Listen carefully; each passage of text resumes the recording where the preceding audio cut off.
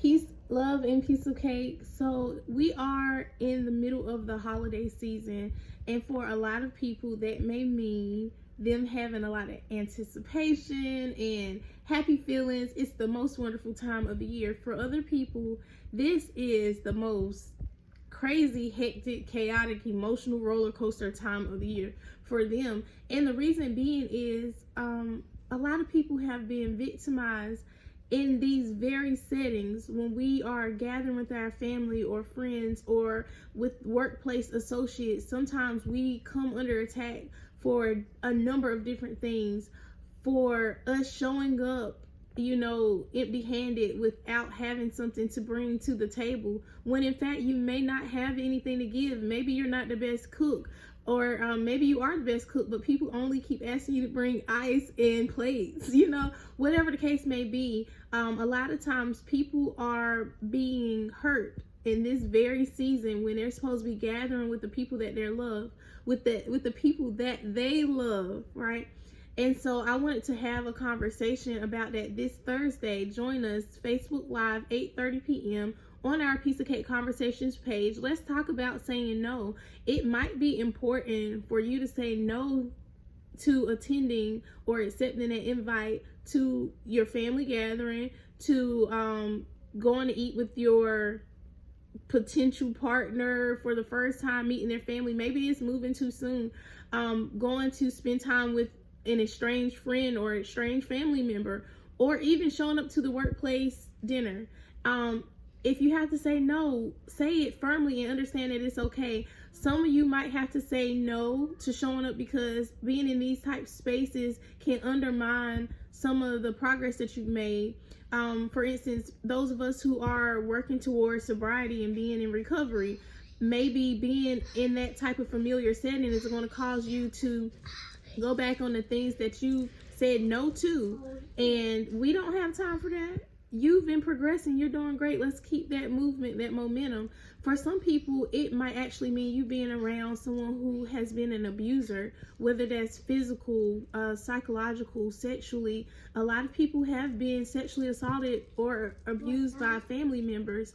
And so this time of year can be particularly overwhelming for them because now they're being forced to choose whether or not they get a chance to protect their peace, or if they have to go and put up a front and be around the persons who have contributed to the damage that they are working so hard to overcome. If it's too much, it's okay to say no and not go, okay? For some of you, y'all feel a lot of pressure about being around family members because they're going to start asking you questions. Are you about to be married? Are you seeing anybody? Do you have a job? Whatever the case may be. A lot of things that are going to be talked about, and it's not for the overall well-being of you. It's not that they're really truly invested in you, because if they was, then once a year would not be the only time that they're checking in to find out what are the updates of your life. And then on top of that, they wouldn't just be asking questions. People who really truly care about you, they can possibly ask questions because they're interested, but also they're going to give solutions and feedback because they're invested in your overall well-being. And that's just a list of the things that's going on in this holiday time. For some of you, like I said, we struggle with food, right? So this time of year is particularly hard for us because now we're around so much food, so much food, and it's gonna make us have to, check ourselves, exercise discipline. Some of us might not even have that level of discipline yet, but being around so much food is going to cause us to have to figure out, are we committed to the healthier lifestyle that we say that we're wanting?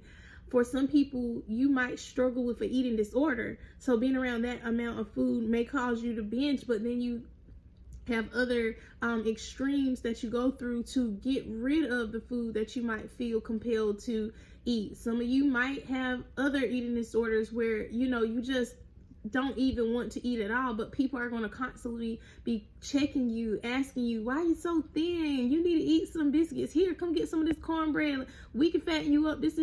Y'all, we have got to have conversations where we understand that there is a respectful way to interact with our loved ones, and people should not be experiencing so much anxiety when it comes to whether or not they're going to participate in a family gathering or, you know, a social gathering with the people that they love or the people that they think love them, right?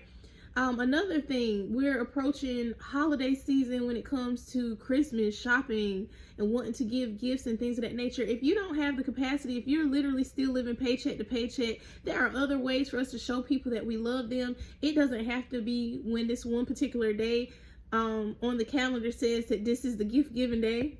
And you don't have to wait till, you know, Black Friday. You don't have to take out loans or whatever, you know, to each his own. I know that there are some people who really want to participate in certain things, and that's okay. If that's your thing, do it. Do it till you're satisfied. But if it's really causing you a great deal of stress, pressure, unnecessarily, and this thing is no longer going to be enjoyable, I am encouraging you this November to say no. No, and don't go. Don't go to the family gathering.